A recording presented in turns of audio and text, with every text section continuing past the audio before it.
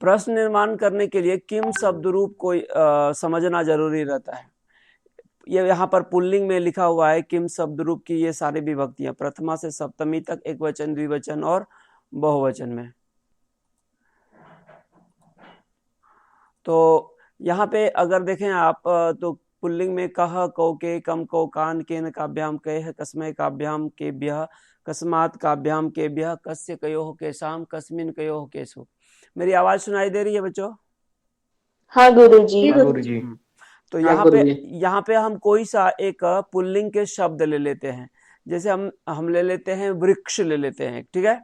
तो वृक्ष शब्द रूप को हम इस किम शब्द रूप पे डाल के देखते हैं। देखिए यहाँ पे कह वृक्षः, वृक्षः कह, कम वृक्षम, वृक्षेण केन, वृक्षाय, यहां इंपॉर्टेंट है। देखिए वृक्षाय रहेगा तो कसमय होगा, तो बच्चे ज्यादातर गलती करते समय याद नहीं रहते तो वृक्षाय के जगह पे काय लिख देते हैं। तो काय नहीं, यहाँ पे हाईलाइटेड मैं आपको बता रहा हूं, यहाँ पे आप कसमय कीजिए, आय रहे तो कसमय। वृक्षात, वहां पे कात नहीं करना, कस्मात करना, ये कस्मात बनता है पंचमी में। यहां पे पंचमी में कस्मात बनता है। वृक्षात कस्मात, कस्य वृक्षस्य, कस्मिन वृक्षे, और यहां पे कुत्र का प्रयोग कर सकते हैं। सप्तमी में आके आप कुत्र प्रयोग कर सकते हैं। तो किसी के अंदर अगर है तो वहां पर हम कस्मिन प्रयोग करते हैं। जैसे घर में, तो वहां कस्मिन भी बोल सकते हैं, कुत्र भी बोल सकते हैं। तो इस तरह जब किम शब्द रूप आप देखेंगे तो दो जगह आपको विशेष रूप से ध्यान देना है, चतुर्थी और पंचमी में। वृक्षाय कस्मय, रामाय कस्मय, बालकाय कस्मय, तो आय वाले वर्ड को कस्मय और आत वाले वर्ड को कस्मात। वृक्षात कस्मात, ये एक वचन में हो गया। और द्विवचन में बहुत ही आसान, कोई भी शब्द रहेगा राइमिंग कर देना। वृक्षौ, बालकौ, रामौ, जो भी रहेगा तो औ आ जाएगा। हम वृक्ष को लेके चल रहे हैं, वृक्षौ कौ, वृक्षाभ्याम काभ्याम, वृक्षयोः कयोः, बिल्कुल सही। बहुवचन में ध्यान देने की जरूरत होती है। कहां कहां पर? बहुवचन, प्रथमा के बहुवचन में के, ये बहुत इंपॉर्टेंट, यहीं पे मार्क्स कटते हैं बच्चों के। आप रूप, कोई भी रूप देखिए, बालक शब्द रूप चलाइए, बालकः बालको बालकाः, वृक्षः वृक्षो वृक्षः, अकारांत चलाएंगे तो यहां पर बहुवचन में आह हो जाता है।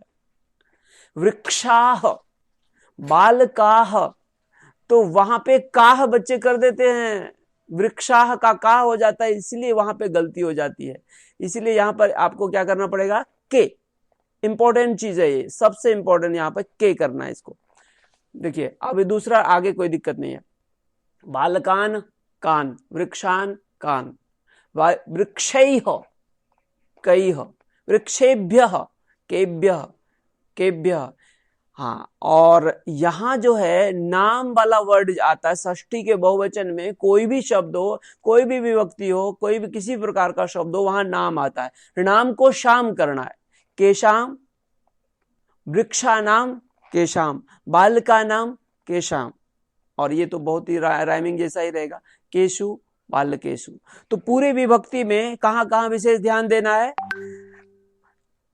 एक वचन में चतुर्थी और पंचमी, बहुवचन में प्रथमा का बहुवचन, यहां जो के वाला रहता है वहां। चलो अब लेते हैं स्त्रीलिंग। स्त्रीलिंग में आकारांत शब्द रूप जितने भी होंगे सब ये किम स्त्रीलिंग की तरह चलेंगे। का के काह, काम के काह, कया काभ्याम काभि, कस्यै काभ्याम काभ्यः, कस्याः काभ्याम काभ्यः, कस्याः कयो कासाम, कस्याम कयो कासो। अगर आप ये भी रूप याद कर लेते हैं, आकारांत आपको नहीं भी याद है तो सेम राइमिंग में बैठ जाएगा, कोई दिक्कत नहीं। यहाँ पे राइमिंग बैठता है, सारे शब्द में बैठेगा। देखो हम अभी राइमिंग करके बोलता हूं। ये स्त्रीलिंग का रूप है, इसको मैं बोल रहा हूं बालिका लता। लता में चलो बोलते हैं। चलो हाँ, चलो अभी कोई बोल सकते हो तुम लोग तो बोल लो। स्त्रीलिंग के शब्दों का जब हम प्रश्न निर्माण करते हैं तो वहां पर हम किम शब्द का स्त्रीलिंग में रूप चलाते हैं। जैसे यहाँ पर लिखे हुए हैं सारे शब्द विभक्तियों में, कहा के कहा, काम के कहा, कया काव्यम काव्य। अब इसी रूप पर अगर आप आकारांत शब्द रूप सेम टू सेम रख देते हैं तो आपको प्रश्न निर्माणम बन जाता है। तो आप ऐसा कीजिए अभी यहाँ पर कि ये इस शब्द के स्थान पर लता शब्द का प्रयोग करके इसको ट्राई कीजिए और बोलिए। तो रोहन, मेरी आवाज सुनाई दे रही है? तो आप जो है इसको आप प्रथमा से सप्तमी तक ये इसके जगह पे, किम के जगह पे आप लता शब्द प्रयोग करके बोलिए। चलिए। जी गुरुजी। प्रथमा लता लते लताः। द्वितीया लताम लते लताः। तृतीया लतया लताभ्याम लताभिः। चतुर्थी लतायै लताभ्याम लताभ्यय। पंचमी लतायाः लताभ्याम लताभ्यय। षष्ठी लतायाः लतायोः लतासाम। सप्तमी। ठीक है, बहुत ही अच्छा। इसमें केवल यही ध्यान रखने योग्य बात है कि जहां पंचमी आए वहां पर पंचमी में देखिए स्य है तो उसका स हटा देना है, और इस तरह शब्द जो है प्रश्न बन जाएगा। और इस तरह आपको अगर ये याद है तो आपको स्त्रीलिंग के शब्द रूप याद करने की जरूरत नहीं पड़ेगी।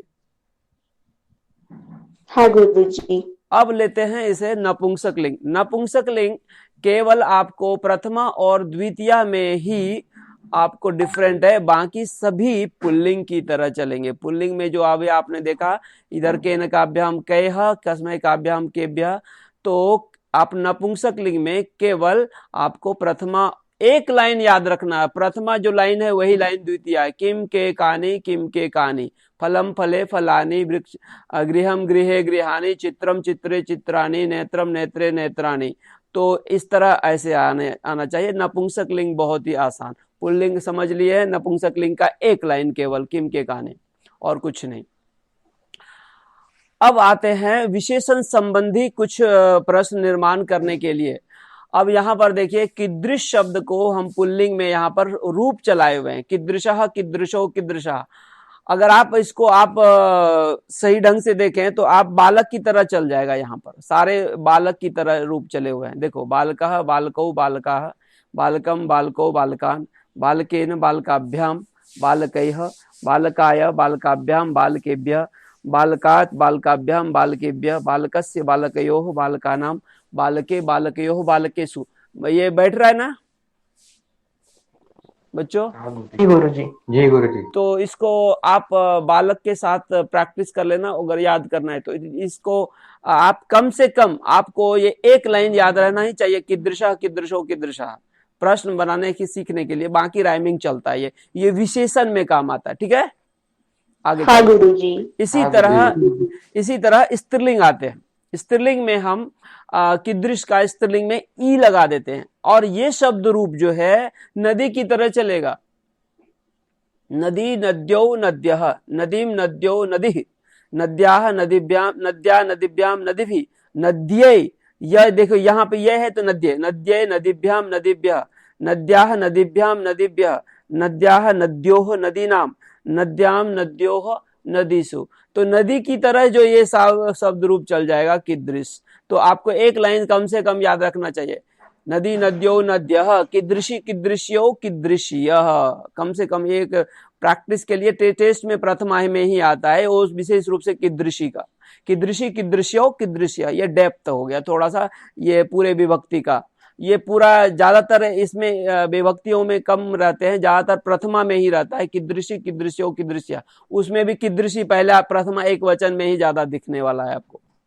ठीक, आगे चलते हैं नपुंसक लिंग। नपुंसक लिंग में फलम फले फलानी की तरह चल जाएगा, फलम फले फलानी, और बाकी पुल्लिंग की तरह सारे आ जाएंगे यहाँ पे। बालक का पुल्लिंग बालकेन, कीदृश का कीदृशेन।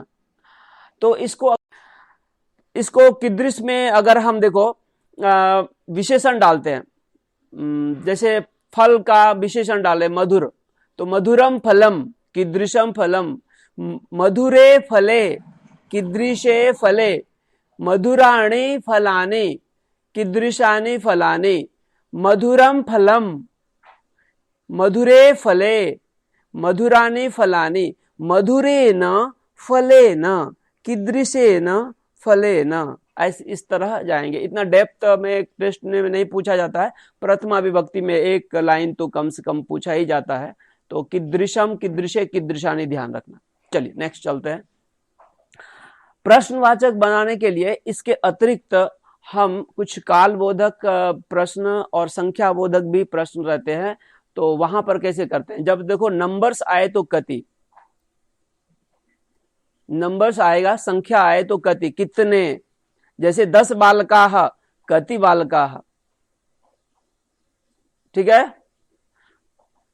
चलो मैंने कहा पंच फलानी, क्या होगा,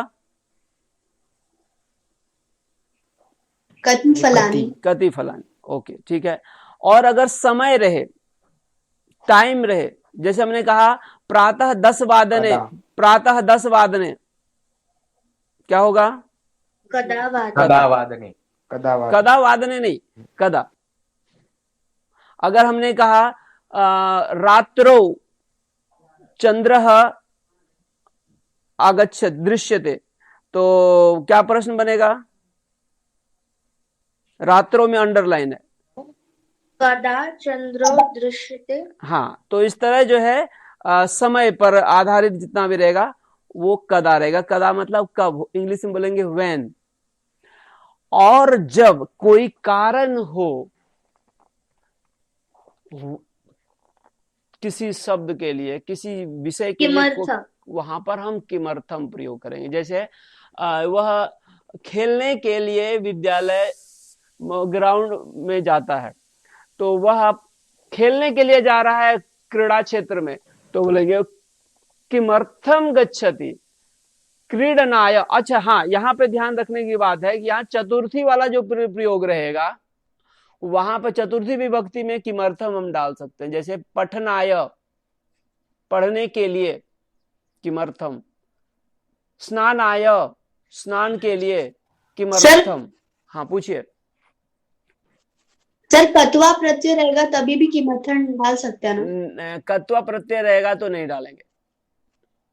वर्ड में किमर्थम वर्ड लगा रहे, जैसे पठनार्थम, तो राइमिंग कर देंगे, पठनार्थम पढ़ने के लिए, क्रीडनार्थम खेलने के लिए, अर्थम जिसमें रहेगा उसमें किमर्थम कर देना। ओके